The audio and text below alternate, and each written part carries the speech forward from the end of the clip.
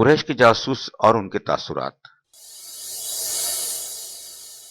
قریش نے عمیر بن وہب کو بھیجا کہ مسلمانوں کی تعداد کا اندازہ لگائیں اور ان کے حالات معلوم کریں۔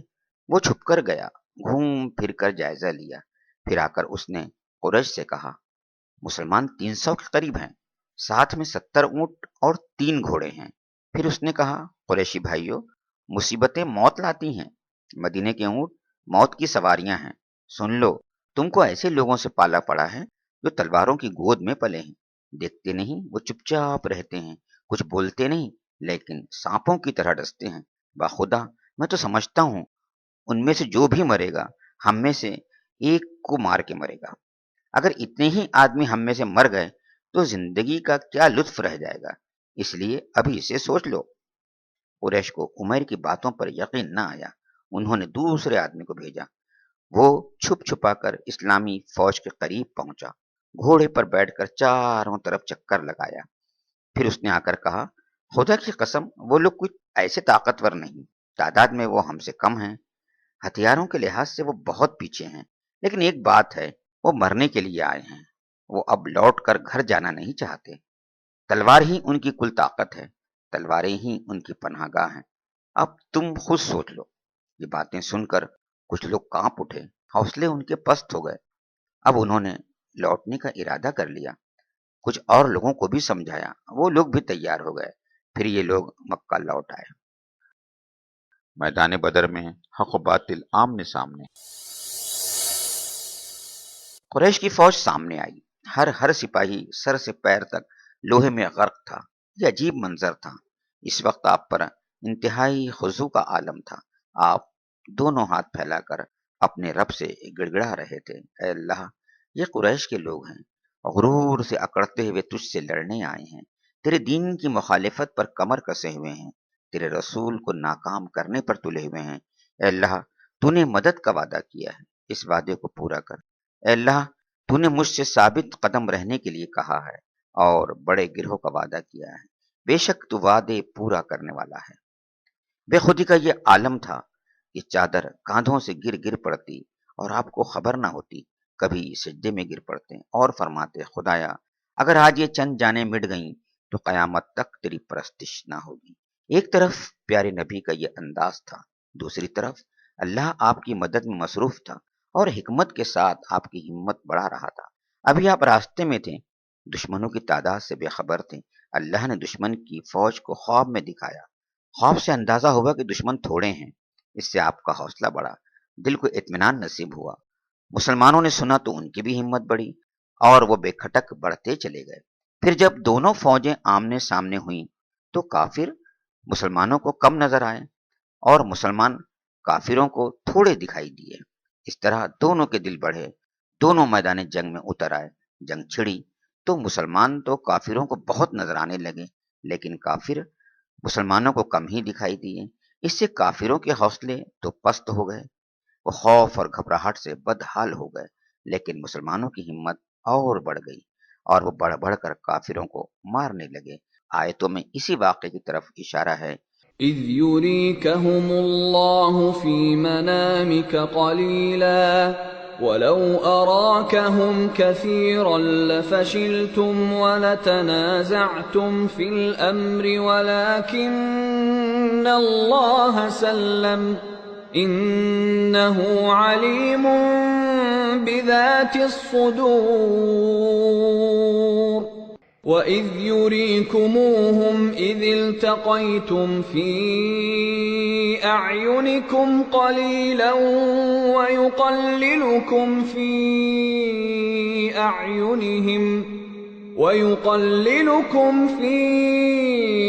أَعْيُنِهِمْ لِيَقْضِيَ اللَّهُ أَمْرًا كَانَ مَفْعُولًا وَإِلَى اللَّهِ تُرْجَعُ الْأُمُورُ۔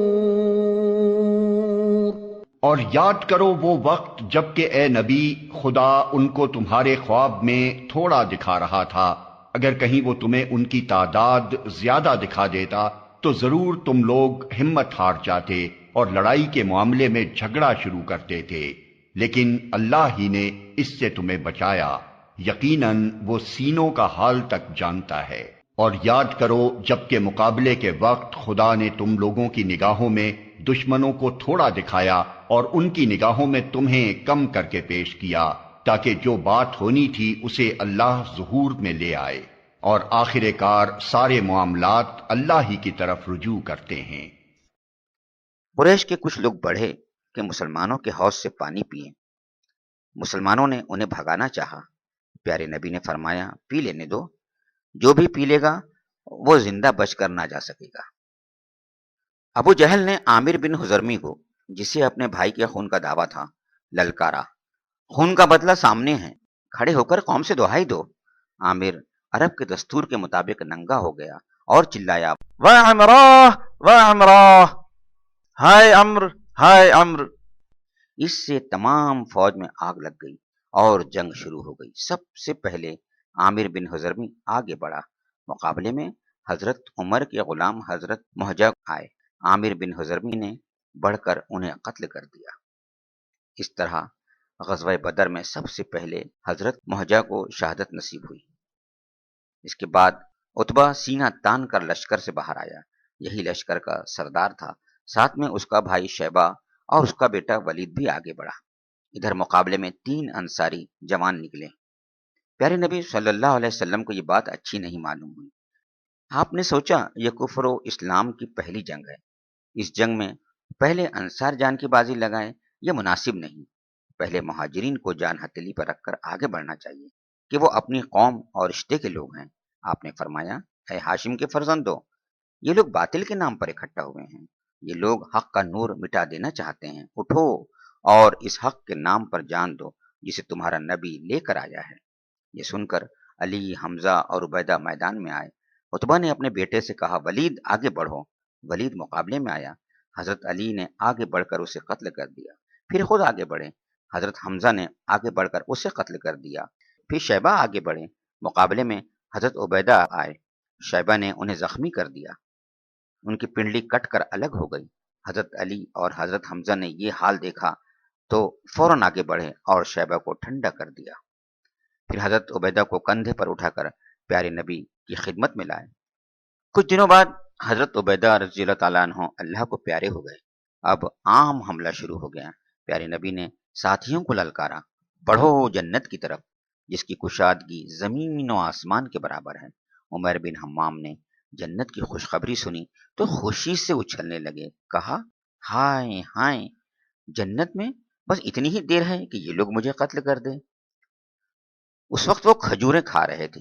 جنت کی خوشبو پا لینے کے بعد ان کھجوروں میں کیا مزہ مل سکتا تھا۔ فوراً وہ کھجوریں پھینکی اور دشمن کی صفوں میں گھس گئے۔ کچھ دیر جہاں بازی سے لڑتے رہے، پھر شہید ہو گئے۔ جنگ زوروں پر تھی، دونوں طرف سے حملے ہو رہے تھے۔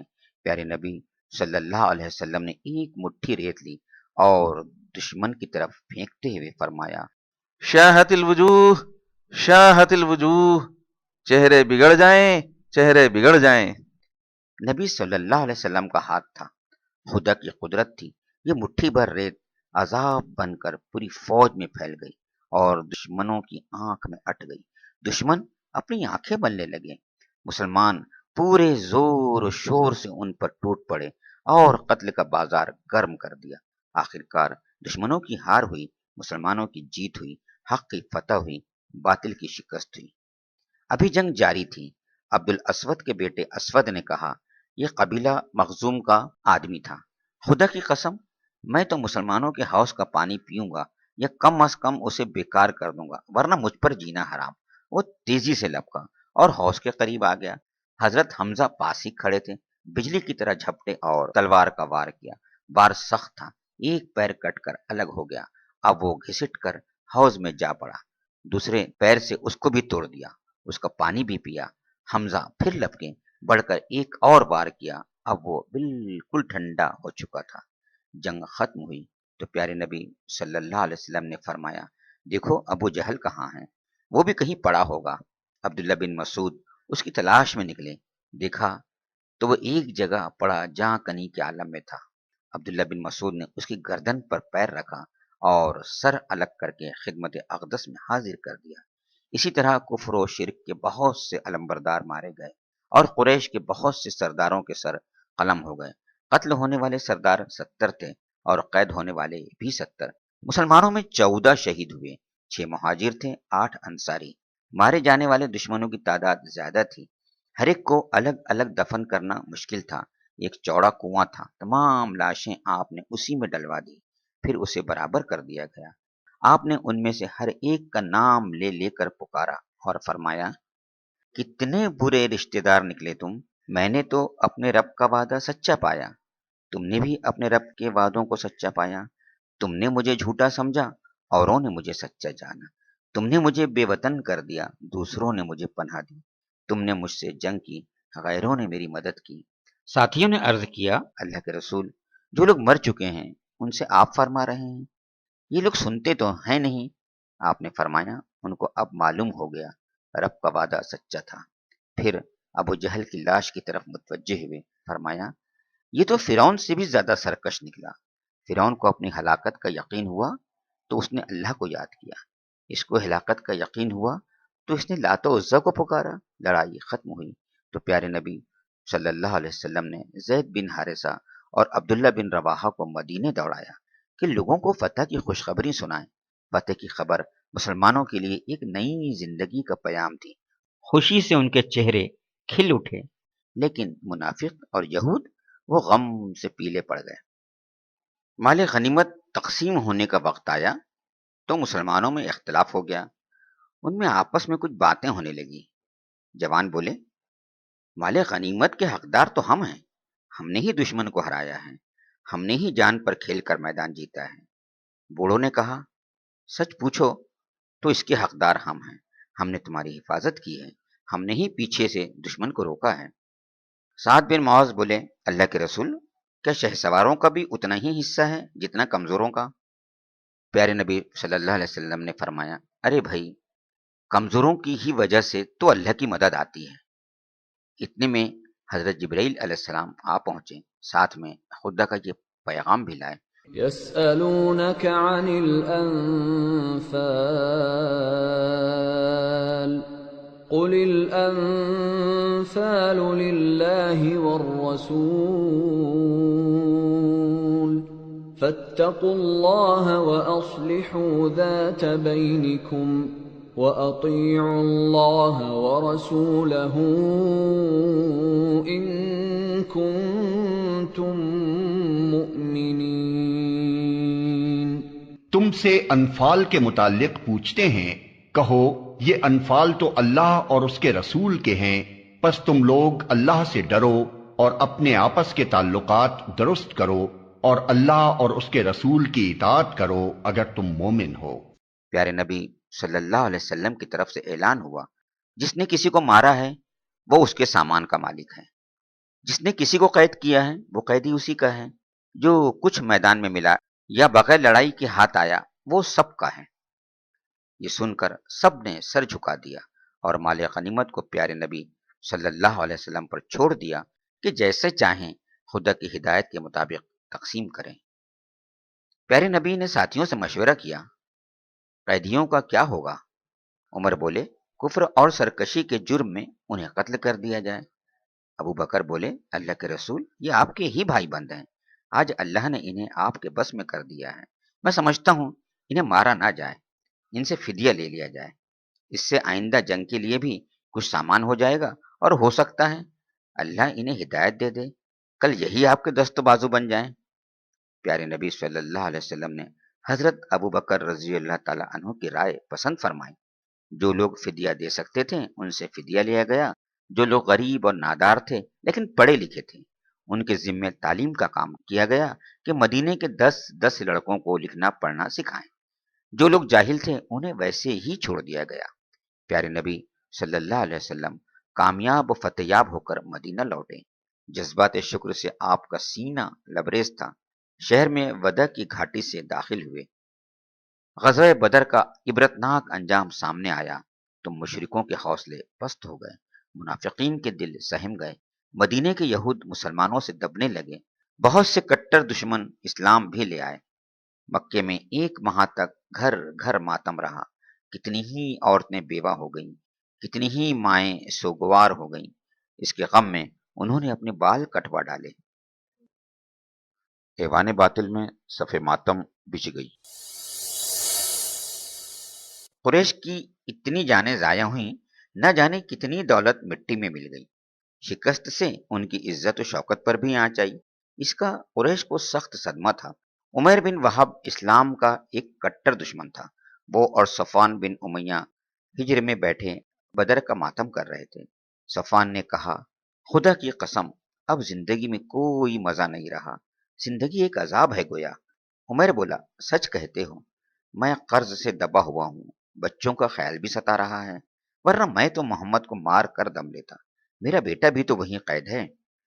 صفوان بولا، تم قرض کی فکر نہ کرو، بچوں سے بھی بے غم ہو جاؤ، میں ان کی پرورش کا ذمہ دار ہوں۔ عمیر مدینے کے لیے روانہ ہو گیا، تلوار گردن میں حمائل تھی۔